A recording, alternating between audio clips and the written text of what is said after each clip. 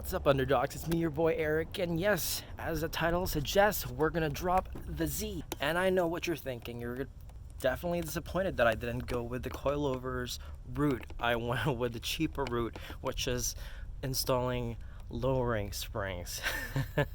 I mean, it's a budget build, right? I mean, if I ever wanted to go on like a full-on build, maybe along the way I'll probably put coilovers in, but for now we're gonna stick with lowering springs. So I know that we're excited on putting on the springs, but let's get some base measurements. So right now this is the front, and I believe so we're looking at a gap of an inch and 75. So we're looking at 1.75 inch of gap right over here. And on the rear, I believe this is bigger than the front. So yeah, by the looks of it, we're running at 2 inches of gap at the rear. So do I know how to install springs? No. Have I done it? No. I've never even done any suspension mod in any of my cars, really. So now we have the opportunity to lower a car.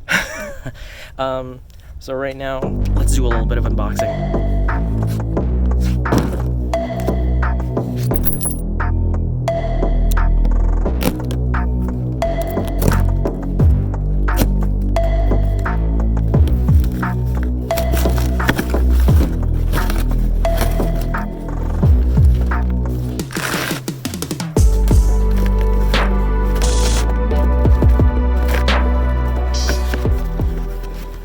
Pardon me about that. That was not the most graceful unboxing ever. So these are Swift lowering springs. Why did I go with Swift? Well, it's just a matter of, doing a lot of research and which brand they mostly trust. There's a lot of lowering springs out there, but this is what I prefer. Apparently it gives the drop that you need, and they're pretty reliable. When I was researching lowering springs versus coilovers, a lot of people would say just go for the coilovers, you'll have so much fun. And then I'm like, well, I don't really want to drop $2,000 on a good coilover. So here we are. Alright, got all those crap out of the way. They gave us some, 3-year warranty. Make sure you keep this if you ever care about warranties, but might as well keep it. And they gave us some nice, 2 decals. It's not like I'm gonna put it on.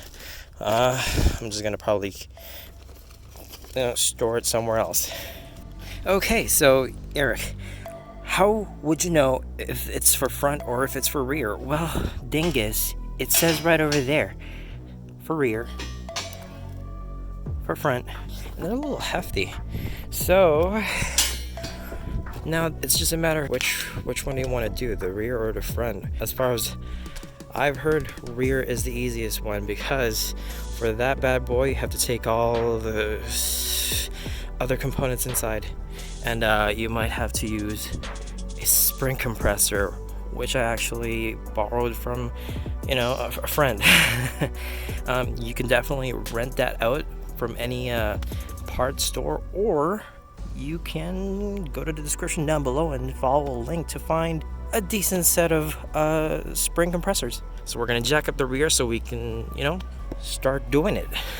So my Koenig's had a little accident. All right, can you see it?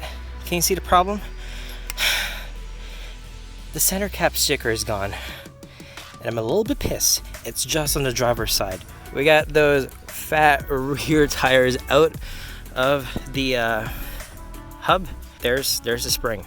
So all we gotta do is take out, I believe, 2 bolts, and that's it. So before we remove the bolts, we gotta put a little bit of stress on this knuckle. All right, so grab your jack and jack it up a little bit because it has stored energy inside, and if you just let it go, it's gonna shoot out, and you don't want that.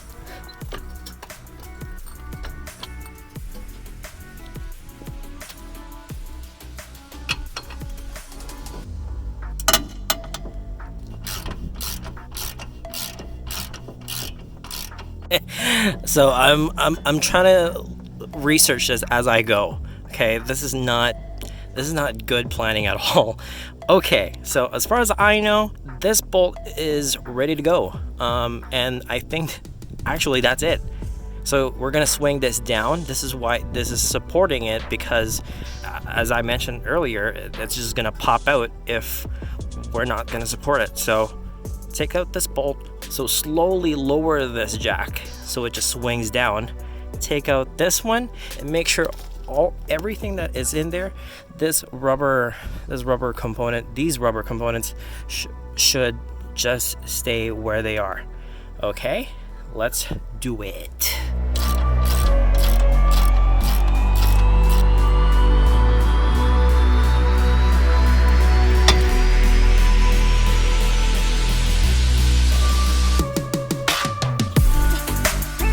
Okay, that was a little bit nerve-wracking because I never done this before and I'm not a mechanic. Left side is stock, right side is our Swift, and you can see that it's a progressive kind of spring because you can see that this one has longer distance on the coils and this one has smaller ones. So let's figure out how this goes in, okay? There is a very significant weight difference with the stock spring and the new spring. It's definitely heavier. Well, duh, there's more coils on this bad boy than the stock one. So the orientation with the rear spring is tighter coils on the top and the bigger ones on the bottom, and you got to make sure that this sits very nicely at this rubber component right here. Okay, so now we just pop her right back in and should be good to go. And then we just duplicate whatever we did on the other side.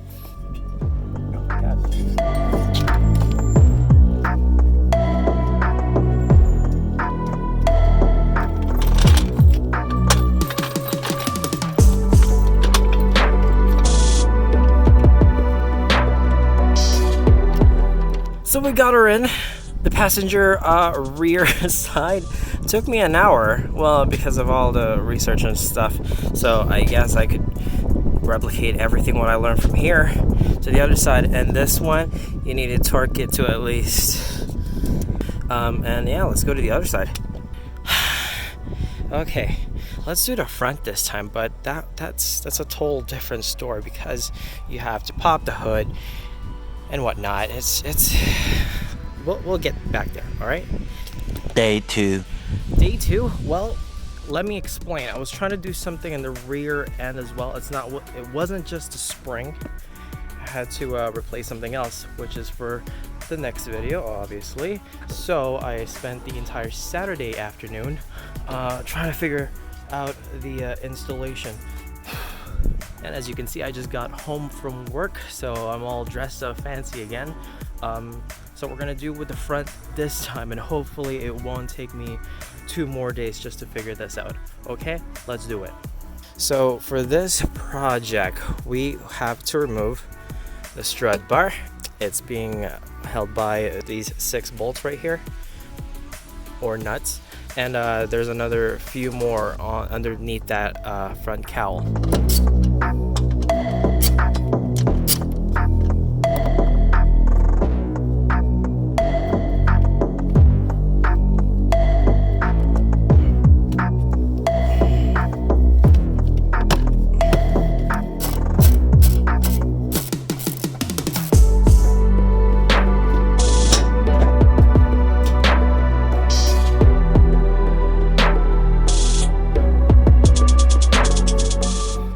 Putting back the nuts and bolts that I took out so that I don't lose them.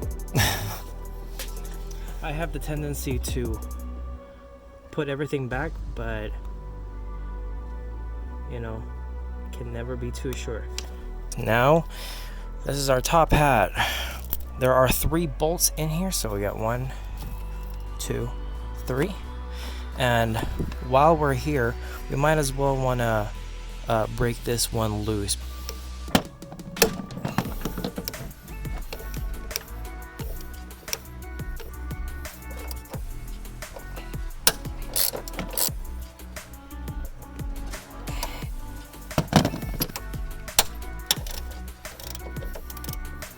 Alright, so now you got the top bolt out.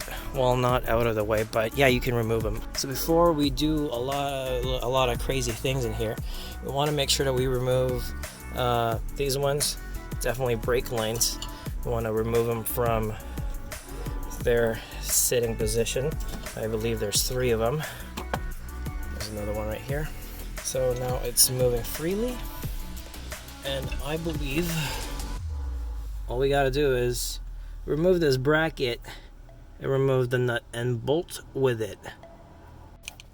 Well, I lied. There's actually 4 of them. So 1, 2, 3, and 1 at the back here. We're gonna remove this nut. Actually, before you do anything, you gotta do this. Go down, hit the subscribe button, and hit the like button, because I know you're enjoying this. Maybe not. Maybe you're just here for the shits and gigs. I'm not a professional, just so you know, so I don't know what I'm doing, okay? Back to the show. You know that you can do this so easily with an impact gun? Yeah. If you're like me and you like tinkering with cars, I think an impact gun is a good investment. Just so you know.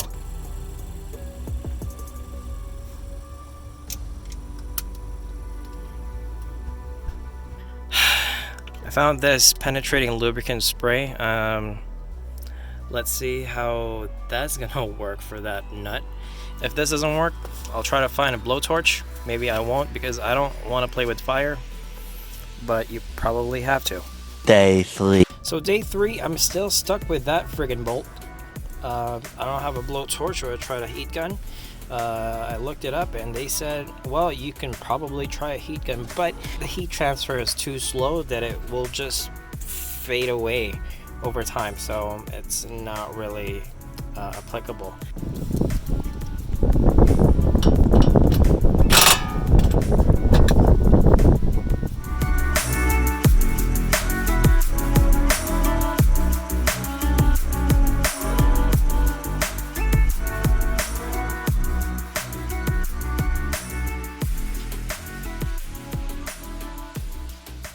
Shout out to my dad for helping me out grind out this nut off of the lower control arm bolt. It was just really in there. I researched that some other people are actually having difficulties trying to remove this, because apparently it was torqued up to 120 foot-pounds of torque. So yeah, now I have to go to the dealership, find a replacement for this and the front end link, and yeah, now let's proceed to removing the stock spring. But first, I'm going to clean it up a little bit, just because it's so dusty and whatnot. And you got to make sure that you don't switch these together. That's going to be the driver's side. This is the passenger side. I'm going to do a little marking in here just to make sure that these align, so you don't have to mess up the orientation of the top hat. So yeah, just grab a marker and just mark it. That's it. So I borrowed a set of spring compressors from yours truly, Quick Lane, from Lethbridge, Alberta. Just because I'm good friends with them, so they let me borrow their what do they call it, the Widowmaker, because I don't know why they call it a Widowmaker. I think it's because it's scary to use, but let's see, it's my first time to do this as well. So I believe the spring goes through here. You just pull these out, and I have to adjust it a little bit. Yeah. Okay, so it's in. They're in right there. Got to make sure that this one's all, yep, holding the coils in all the way there. Good.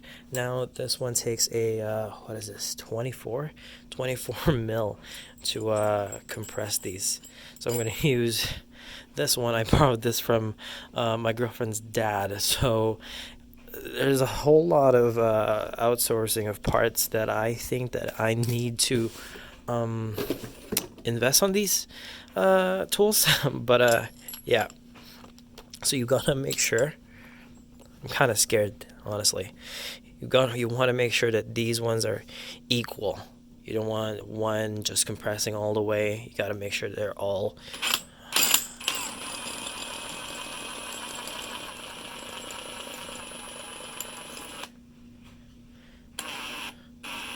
So why am I doing this inside? Well, it's windy outside as usual, and it's already nighttime, so I don't know what I'm doing, yo.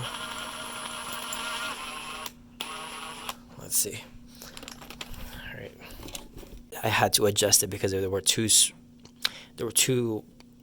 close to each other, so I had to expand them a little bit. And by the way, do not by any chance, don't put yourself in front of it or in the back of it, because the energy is lateral and I don't want you to die. I mean, you could definitely die. That's why it's called the Widowmaker. That's why you have to work on either side.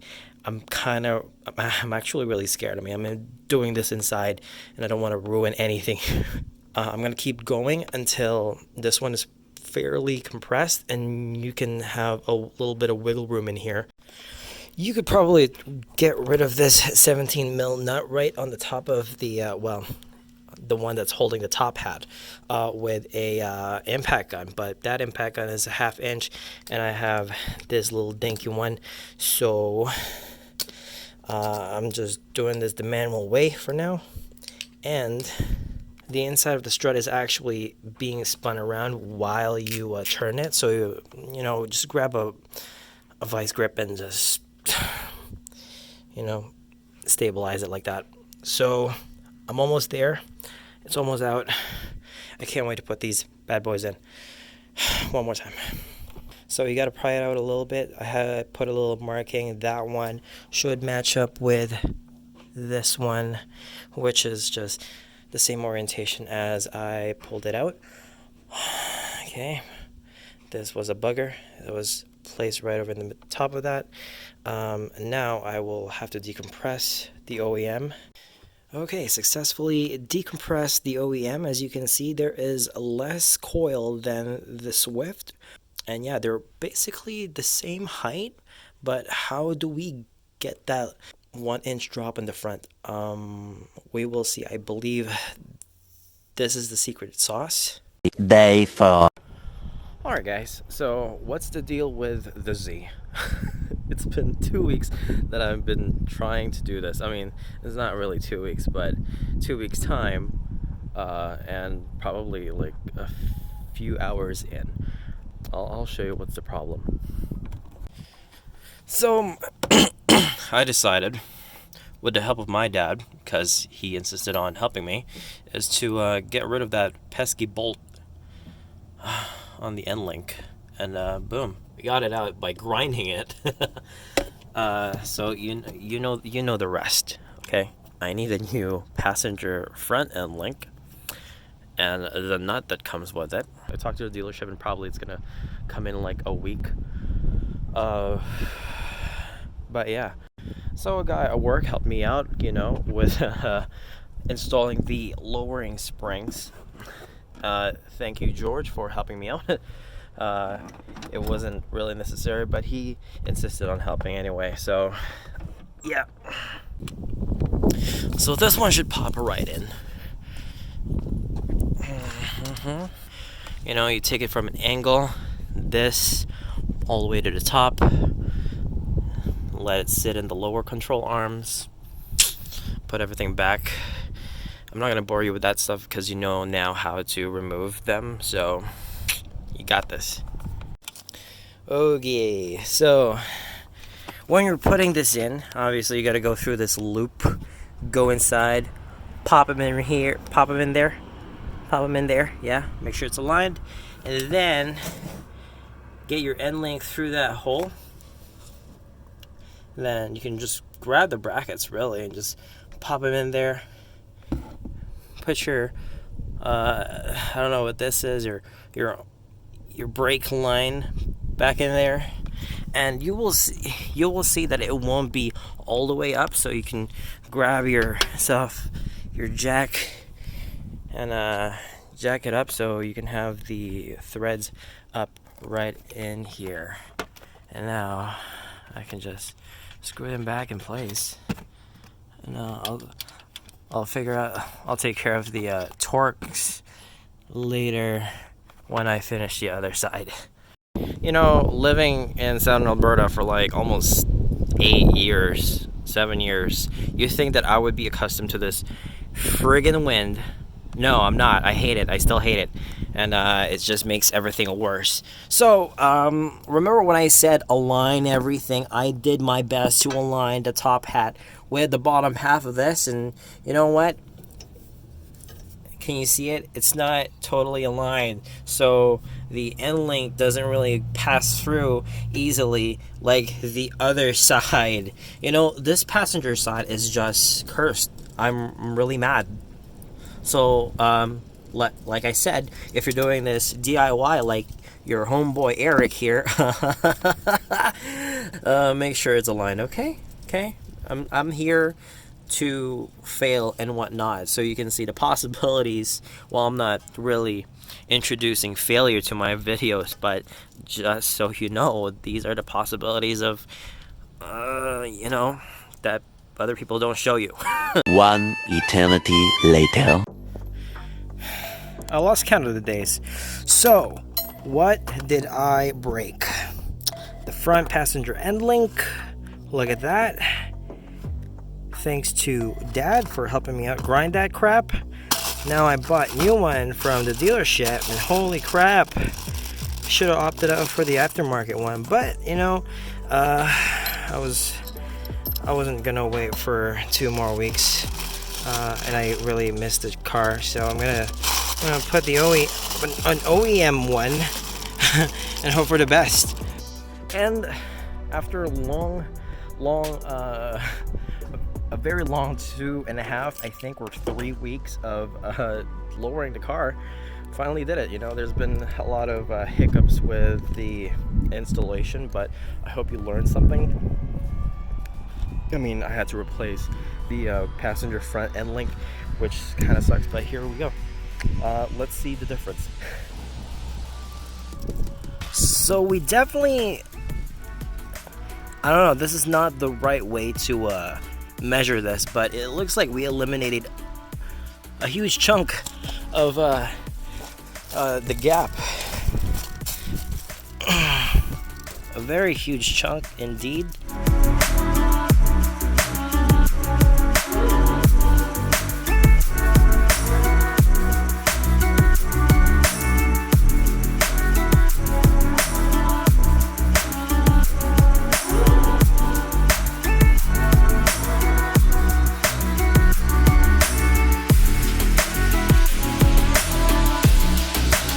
Somebody in the comments section hurt my feelings, so I changed my lightweight aluminum lug nuts with Mutegi steel ones.